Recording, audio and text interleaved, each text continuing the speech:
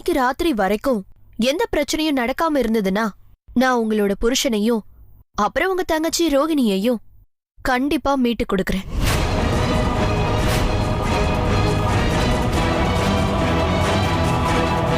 ஏன்னா நாளையோட 3வது நாளாக போகுது. அதாவது நான் இங்க இருக்க போற கடைசி நாள். ஒரு நிமிஷம் சித்தார்த், நீ எதுவும் பேச வேண்டாப்பா. நாளைக்கே எல்லாம் சரியாயிடும். இல்லம்மா அது சித்தார்த் இங்க பாருப்பா, சுஜாதா சொல்றது கரெக்டா தான் இருக்கு. சுஜாதா இங்க பாரு, சித்தார்த்த அம்மன் கோவிலுக்குள்ள கூட்டிட்டு போ. அம்மன் கிட்ட இருந்து ஆசீர்வாதம் வாங்கட்டும். அப்பதான் இவனுக்கு நிம்மதி கிடைக்கும். வாப்பா போலாம், ஆசீர்வாதம் வாங்கிக்கலாம்.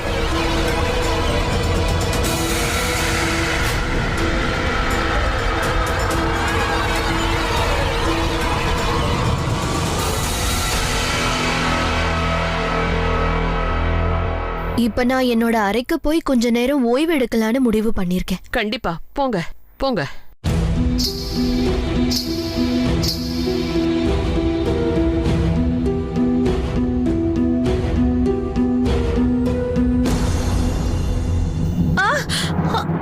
ஜாக்கிரதை. அம்மா இருங்க, நான் இதை எடுத்து வைக்கிறேன். அம்மா தாயே,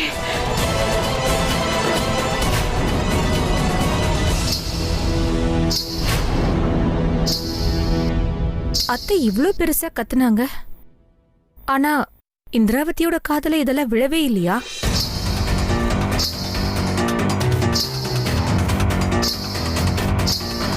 அத்தை, தட்டை கீழே போடுங்க. என்ன? அந்த தட்டை கையில எடுத்து கீழே போடுங்க. அத கொடுப்பா.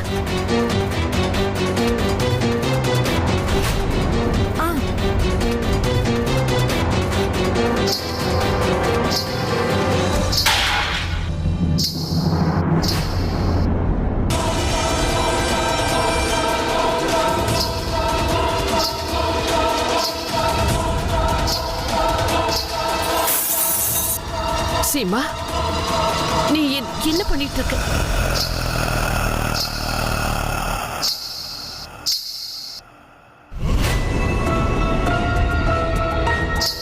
இந்த முறையும் இவ திரும்பி பார்க்காமயே போறா.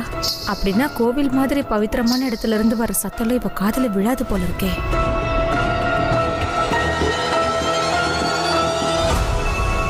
துர்காமா, இவ்வளவு பெரிய ரகசியத்தை எங்களுக்கு இப்ப சொல்லியிருக்கீங்க. இதுக்கு உங்களுக்கு ரொம்ப நன்றிம்மா.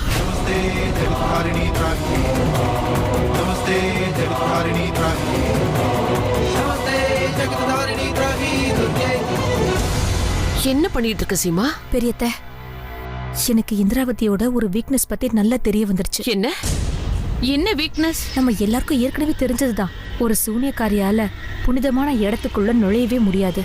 ஆனா இப்ப எனக்கு இன்னொரு விஷயமும் தெரிய வந்திருக்கு. அவங்களுக்கு கோயிலுக்குள்ள இருந்து வரக்கூடிய எந்த ஒரு சத்தமும் கேட்கவே கேட்காது. அதெல்லாம் இருக்கட்டும். ஆனா நீ என்ன சொல்றேன்னு எங்க யாருக்குமே புரியலையே. கொஞ்சம் தெளிவா சொல்லு. நான் இன்னும் நிறைய விஷயங்களை தெரிஞ்சு வச்சிருக்கேன் பெரியத்த. எல்லாரும் இங்க வாங்க, கோயிலுக்குள்ள வாங்க.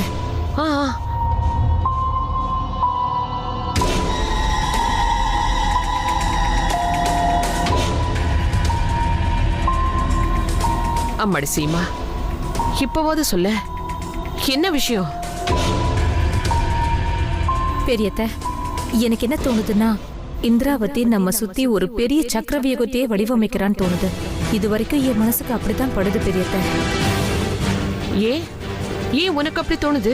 நீங்களே பாத்தீங்கல்ல, அந்த சவால்ல அவ என்ன தோக்கடிச்சா. இங்க இருந்து போறேன்னு சொல்லி போயிட்டா. அப்புறம் எதுக்காக இங்க திரும்பி வரணும்?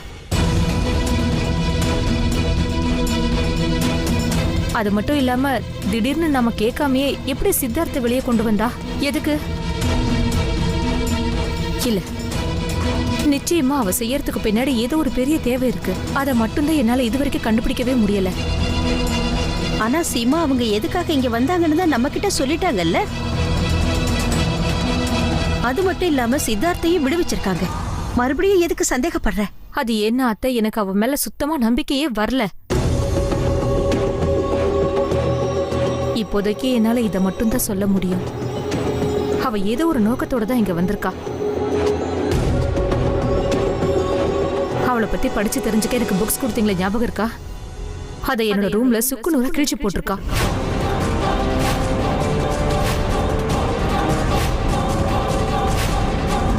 நிஜமாவா சொல்ற? ஆமா பெரியத்த, நான் உங்ககிட்ட இருந்து புக்ஸை வாங்கிக்கிட்டு மேல போனல, அதுக்கப்புறம் கீழே வந்து மேல போனதுக்கு அப்புறமா என்னோட ரூம்ல எல்லா புக்ஸுமே சுக்குநூறா கிழிக்கப்பட்டிருந்துச்சு.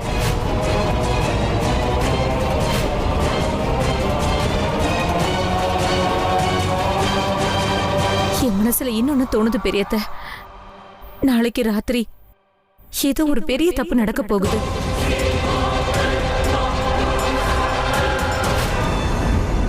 இருந்தாலும் சீமா, நம்ம கஷ்டங்கள் எல்லாத்தையும் அவங்க தீர்த்து வைக்கிறாங்க இல்லையா?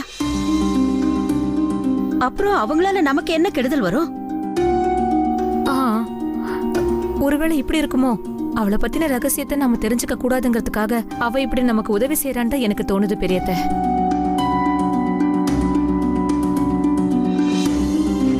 அந்த புக்ஸை படிச்சு அவளை பத்தி தெரிஞ்சுக்க கூடாதுங்கிறதுக்காக தானே இப்படி எல்லாம் பண்ணிருக்கா.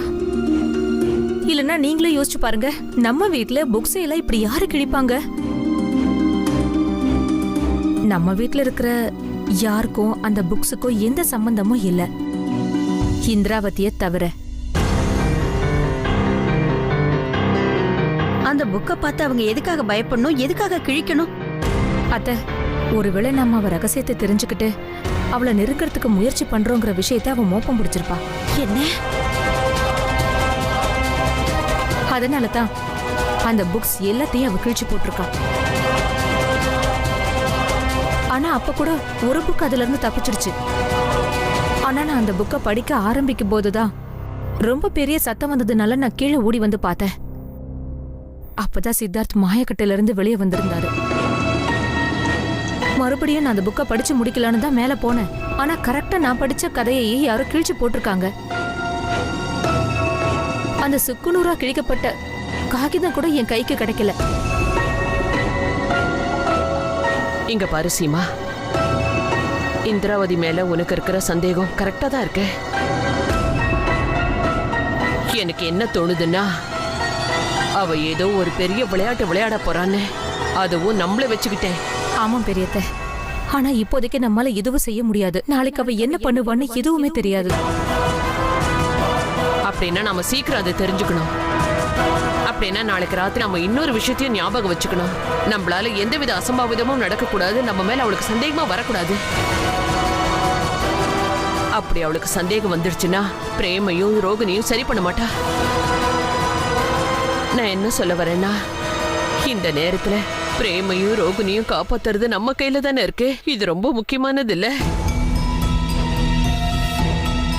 அப்புறம் இன்னொரு விஷயம், நாம இந்திராவதிக்கு தெரியாம ரகசியமா பேசணும்னா இந்த கோயிலுக்குள்ள வந்துதான் பேசணும். ஏன்னா கோயிலுக்குள்ள இருந்து பேசினா அந்த சத்தம் அவளுக்கு நிச்சயமா கேட்காது. அது நமக்கு சாதகமான ஒண்ணுதானே. அதனாலதான் இந்திராவதியை பத்தி நாம என்ன பேசினாலும் சரி, அதாவது நம்ம போன் பேசினா கூட இங்க கோயிலுக்குள்ள வந்துதான் பேசியாகணும். ஏன்னா அவ எங்க வேணாலும் எப்படி வேணாலும் இருப்பா.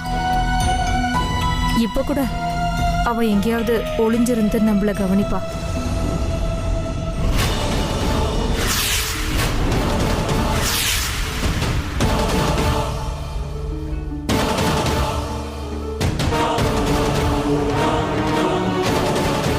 இவங்க எல்லாரும் இப்ப எதை பத்தி பேசிட்டு இருக்காங்க? பவித்திரமான இடத்துல பேசுறா நமக்கு எதுவும் கேட்காது. இந்த சீமா அவளால முடிஞ்ச அளவுக்கு முயற்சி பண்ணிக்கிட்டான். உங்களோட ஒவ்வொரு கேள்விக்கும் பதில் ஏன் கிட்டதான் இருக்கு. என்ன பத்தின எந்த ரகசியத்தையும் உங்களால கண்டுபிடிக்க முடியாது.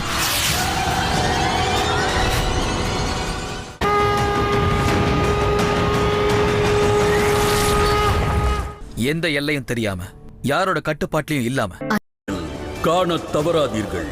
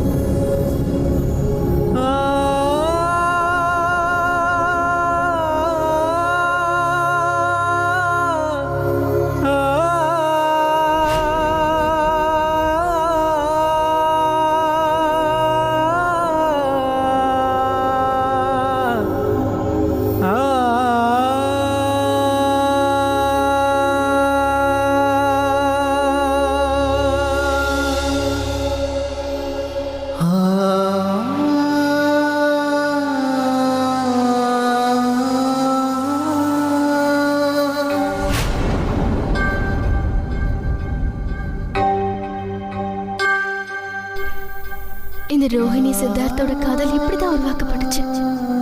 என்னைக்குமே நம்ம பிரியாம இருக்கணும் இதே மாதிரி.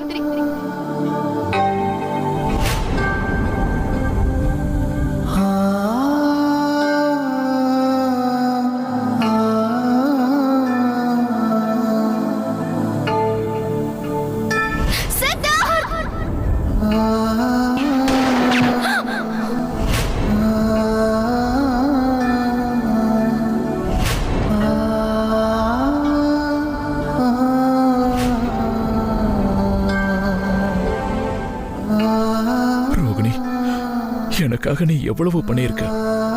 உன் உயிரை கொடுக்க முன் வந்திருக்க. ஆனா உனக்காக என்னால எதுவும் செய்ய முடியல.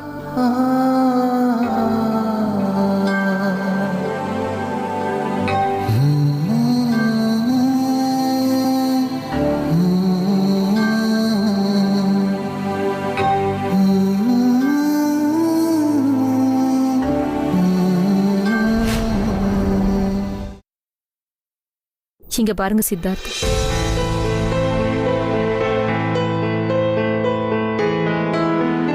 உங்களை சமாதானப்படுத்திக்கோங்க. உங்க ரோகிணி ஒன்னும் உங்களை விட்டு ரொம்ப தூரம் போகல.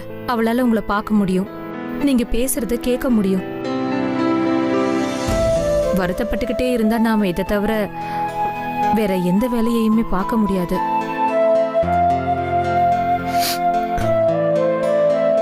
நீங்க சொல்றதும் சரிதான் சீமா. நான் ரோகிணி முன்னாடி அழ விரும்பல. நீ கவலைப்படாத ரோகிணி. நான் உன்னை மீட்காம தூங்க மாட்டேன்.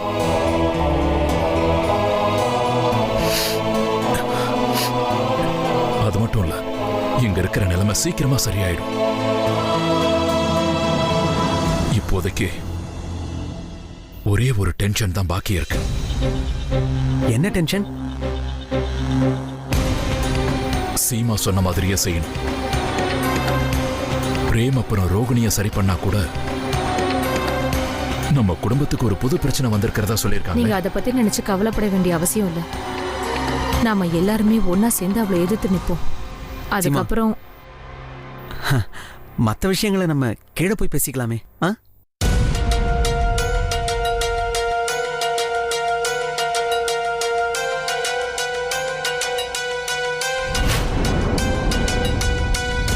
அந்த இந்திராவதியை பத்தி நம்ம என்ன பேசினாலும் சரி, அதை இங்க கோயிலுக்குள்ள வந்துதான் பேசியாகணும். ஏன்னா கோயிலுக்குள்ள எந்த ஒரு பெரிய சத்தம் வந்தாலும் அது இந்திராவதியோட காதை நிச்சயமா போய் எட்டவே எட்டாது.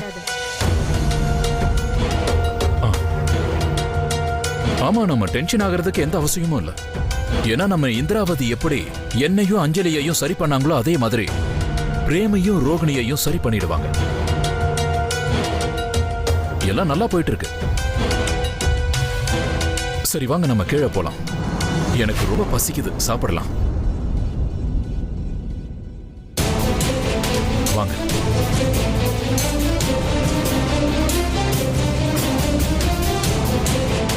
இந்திராவதி இங்கதான் என் பக்கத்துல எங்கேயோ இருக்கா.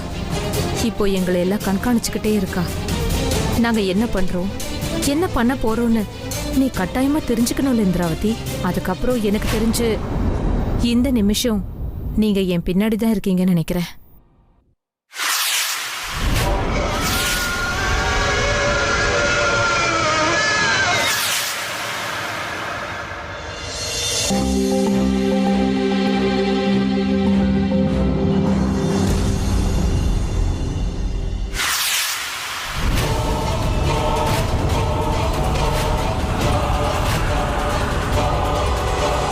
இங்க பாருங்க, நீங்க இவ்ளோ நாள் கழிச்சு வீட்டுக்கு வந்திருக்கீங்க. இப்ப நாம எல்லாருமே ஒன்னா சேர்ந்து சாப்பிட போறோம். அதனால முதல்ல அம்மனுக்கு படைச்சிடலாமா? அது மட்டும் இல்லாம நாம எப்ப சாப்பிட ஆரம்பிச்சோம்னாலும் முதல்ல அன்னபூரணிக்கு பூஜை பண்ணிட்டு தானே சாப்பிடுவோம்.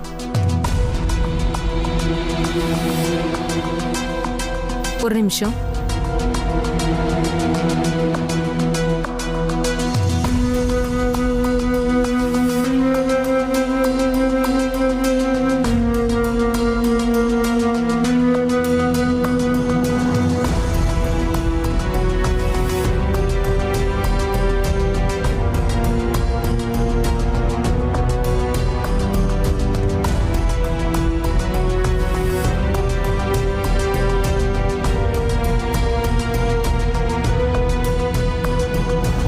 சொல்லி பொய் சொல்றதுக்கு எங்களை மன்னிச்சிடுங்க.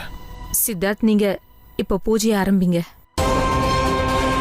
இவங்க எப்ப பார்த்தாலும் பூஜை ரூம்குள்ள போயிடுறாங்க. இவங்கள தடுத்தும் நிறுத்த முடியல. அவங்க என்ன பேசுறாங்கன்னு கூட என்னால கேட்க முடியல. நான் எதுக்கு கோயிலுக்குள்ள உங்களை வர சொன்னேன்னா என்கிட்ட ஒரு ஐடியா இருக்கு. இது மூலமா இந்திராவதியோட ரகசியத்தை தெரிஞ்சுக்கலாம்.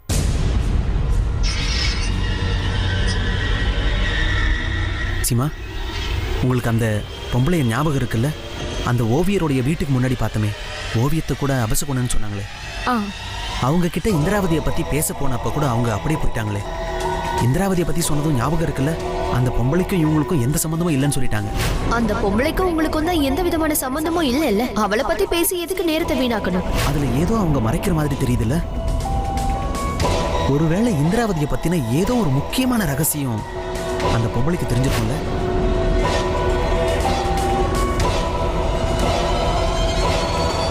ஆனா அமர், சஞ்சு என்ன சொன்னான்னு உங்களுக்கு ஞாபகம் இருக்கா? இந்திராவதி அந்த பொம்பளையை கொன்னுட்டதா தானே நம்ம கிட்ட சொன்னா. ஆமா சீமா, எனக்கு முழுக்க முழுக்க நம்பிக்கை இருக்கு. அந்த பொம்பளையோட வீட்டுக்கு போய் நாம தேடி பார்த்தா ஏதாவது ஒரு ஆதாரம் நிச்சயமா கிடைக்கும். இந்திராவதியை பத்தி ஏதாவது ஒண்ணு தெரிஞ்சுக்கலாம். ஏன்னா அந்த பொம்பளைக்கு இந்திராவதியை பத்தி ஏதோ ஒண்ணு நிச்சயமா தெரிஞ்சிருக்கு. அப்படி இல்லாம இந்திராவதி ஏன் அந்த பொம்பளையை கொல்லணும்? ஆமா, நீங்க சொல்றது சரிதான்.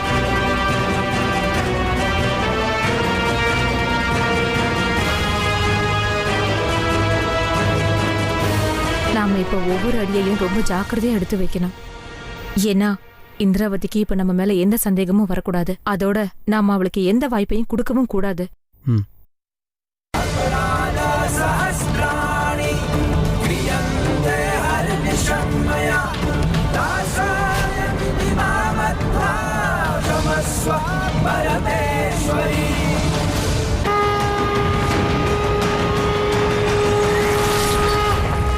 எந்த எல்லையும் தெரியாம, யாரோட கட்டுப்பாட்டிலையும் இல்லாம அந்த இணைப்பு காதலா மலரும். காதல் நம்பிக்கையை சார்ந்திருக்கும், ஆனா எங்கேயும் கிடைக்காது.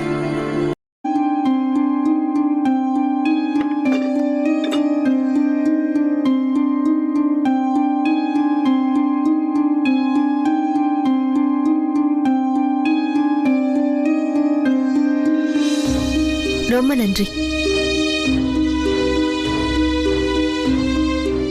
சாப்பிடுங்க.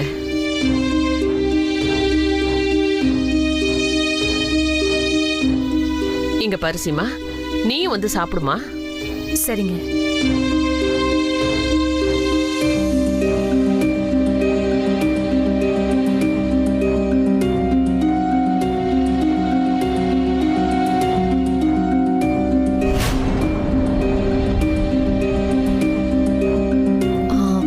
அது சரி சீமா, சித்தார்த்தும் அமரும் ஏன் சாப்பிட வரல?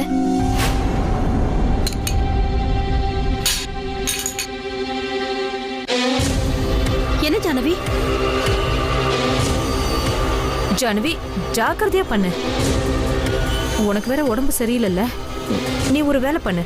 நீ மாடியில உன் ரூமுக்கு போய் நல்லா ரெஸ்ட் எடு. காலையில இருந்து நிறைய வேலை பண்ணிட்டு இருக்க. ஓ ஆமா, நீ அது எனக்கு தலை சுத்துற மாதிரி இருக்கு.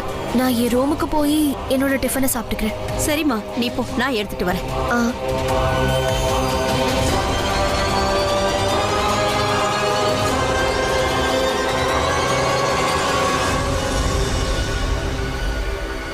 இவங்களுக்கு திடீர்னு எப்படி உடம்பு சரியில்லாம போகும்? எந்த பிரச்சனையும் இல்லைல்ல? அது வந்து கொஞ்ச நாளா வீட்ல பிரச்சனையா இருக்குல்ல, அதனால அப்படி ஆயிருக்கலாம்னு நினைக்கிறேன். கொஞ்சம் ரெஸ்ட் எடுத்தா சரியாயிடுவா. அதெல்லாம் ஒண்ணு இல்ல. அவங்கள என்கிட்ட அனுப்புங்க. அவங்களோட எல்லா பிரச்சனையும் நான் சரி பண்ணிடுறேன். இல்ல, அதுக்கு ஒன்றும் அவசியம் இல்லைங்க. அவ தானாவே சரியாயிடுவா.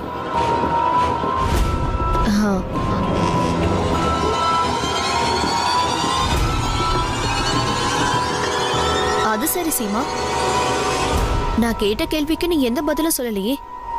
சித்தார்த் அப்புறம் அமர் எங்க போயிருக்காங்க?